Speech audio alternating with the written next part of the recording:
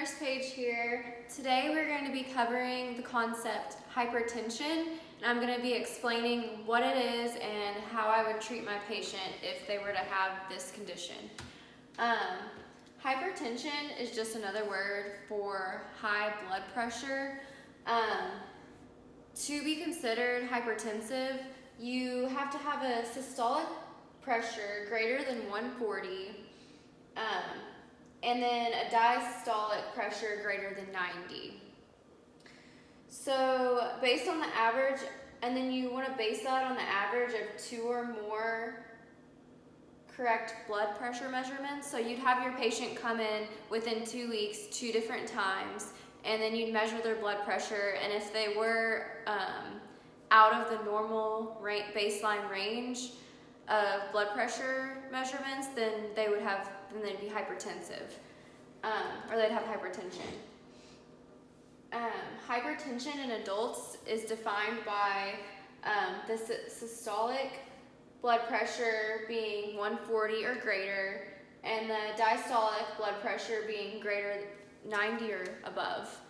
So that's how you would know. And you want to measure this on 2 different occasions, 2 weeks apart. The ideal blood pressure would be 100 over 60 to 119 over 79. So around that range. For assessment, if I was going to assess my patient, I would want to have a thorough health history and physical examination. I want to make sure that I examine the retinas and get lab studies done to perform possible target or organ damage. So if you have hypertension, you could get organ damage if it's left untreated for too long. So I want to do like a neurological test and assess the retinas to check for this. So the routine laboratory tests, once you do run their labs, would include a urinalysis, a blood chemistry, and a blood chemistry analysis. So this would check for the sodium levels, potassium, creatine, fasting glucose, and total high-density lipoprotein, or HDL, and cholesterol levels. And then another thing you could do to assess your patient is to do a 12-lead electrocardiogram. And the electrocardiogram, or the echo, and then you can also do an echocardiogram, which the difference in that is that's checking for left ventricular hypertrophy. And then you also want to check for renal damage, maybe suggest by elevations in BUN and creatine levels, or by microalbuminuria or macroalbuminuria. So that just means high levels of protein in your urine or low levels of protein in your urine. And this is checking for renal damage, which means your kidneys could be not functioning properly. And hypertension a lot of times will cause you to have kidney damage as well. So those are the assessments you want to do. There can be additional assessments that you can do, such as creatine clearance, renin levels, urine tests, and 24-hour urine protein may be performed as well.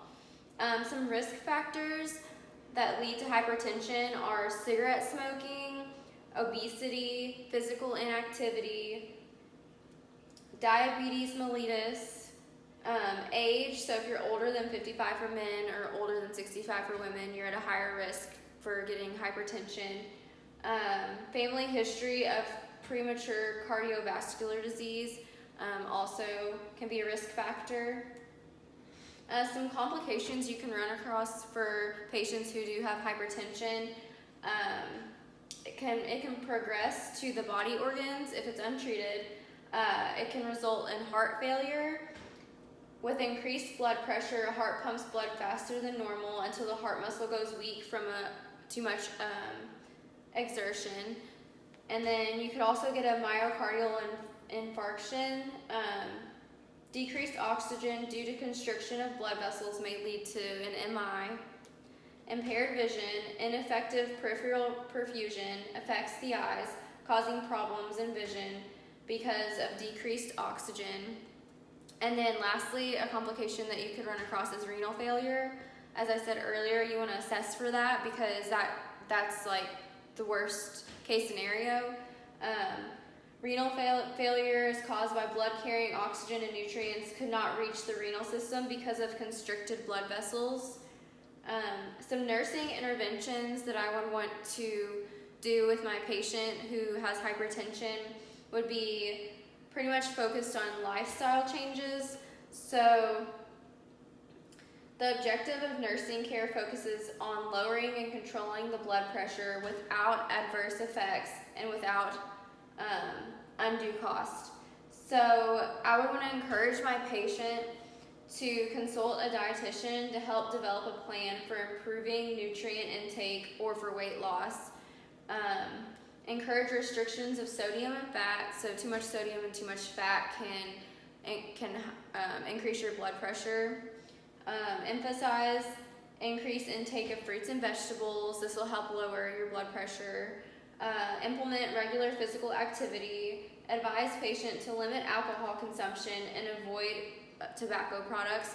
Obviously, you can't get your patient to stop cold turkey on any of those things if they have a habit of smoking or drinking, but it is progress, so you want to give them a goal over time.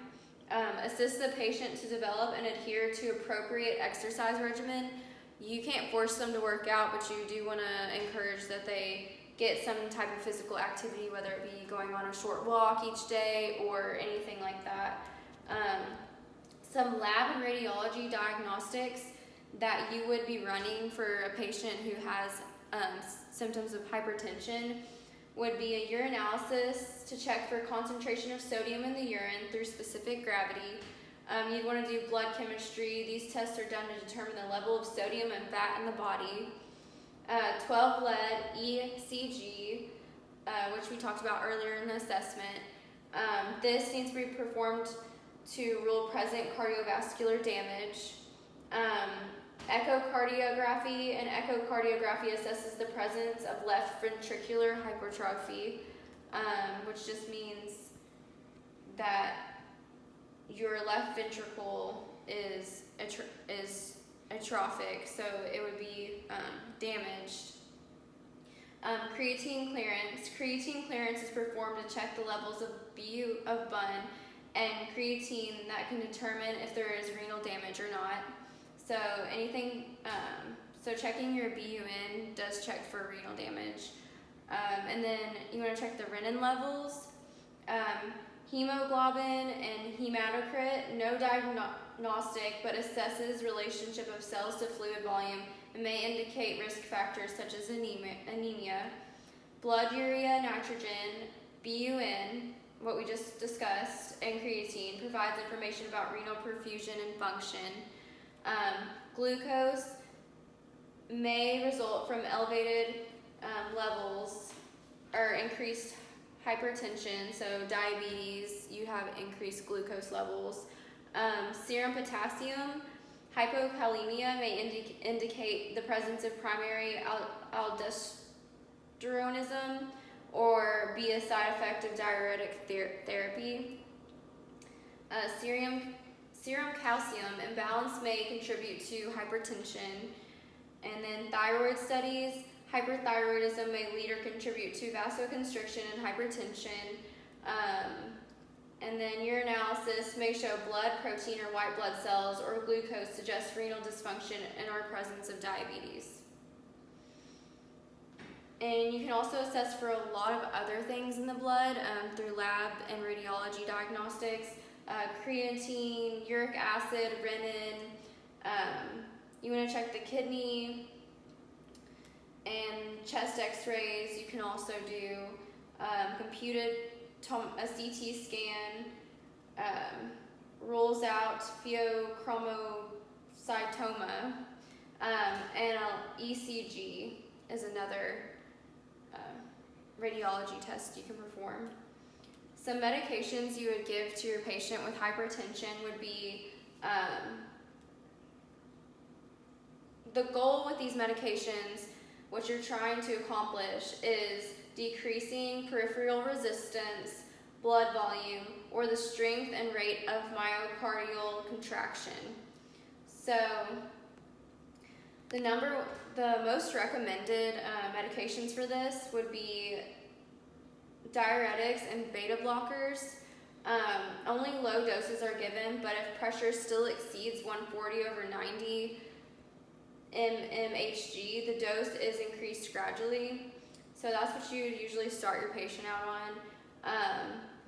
Thiazide diuretics decrease blood volume, renal blood flow, and cardiac output. And then beta blockers block the sympathetic nervous system to produce a slower heart rate and lower the blood pressure. You also have your ACE inhibitors, which inhibit the conversion of angiotensin 1 to angiotensin 2 and lowers peripheral resistance. There's stage 1 hypertension and stage 2 hypertension. Stage 1, usually thiazide diuretics are recommended, and for most, an angiotensin converting enzyme 1, aldosterone receptor blocker, beta blocker, or calcium channel blockers are considered. For stage 2 hypertension, usually that's a 2-drug combination, and it's usually including thiazide diuretic and angiotensin converting enzyme 1 or beta blocker. So same types of medications, but for stage 2, you want to incorporate 2 drugs. So some psychosocial factors that can contribute to hypertension would be, say you live in a stressful environment or your stress management you're not very well at managing stress. That could be emotional stress or occupational stress on the job. Your socioeconomic status can also play a role in hypertension. If you are struggling with money or making ends meet, you could get stressed, and that could cause your blood pressure to rise. Also, social relationships. If you're in a bad relationship or an abusive relationship, that could also cause your blood pressure to rise. Discrimination. So African Americans are more prevalent to have high blood pressure and hypertension than Caucasians are. So it could be discrimination, or racism can also play a role in being stressed. And then your emotional state of mind, how you deal with emotions, can also be a psychosocial factor. Patient teaching.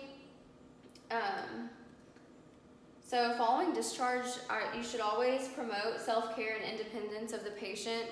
The nurse can help patient achieve blood pressure control through education about managing blood pressure, assist the patient in setting goal blood pressures, provide assistance with social support. So I could refer them to a dietitian to get a better diet going, or better nutrients in their diet. I could also refer them to a therapist if they're undergoing a lot of emotional stress or having a hard time managing their life, what's going on in their lives. You can encourage the involvement of family members in the education program to support the patient's efforts to control hypertension. Provide written information about expected effects and side effects, so you want them to know what the side effects could be of the medications that you're giving them. Encourage and teach patients to measure their blood pressure at home, so maybe provide them with some kind of tool to measure their blood pressure so that they can monitor it. Emphasize strict compliance and follow-up checkup. So you want to have this patient come back in to make sure that their condition isn't worsening, and make sure that it's staying the same or getting better over time. So I believe that's all. Thank you.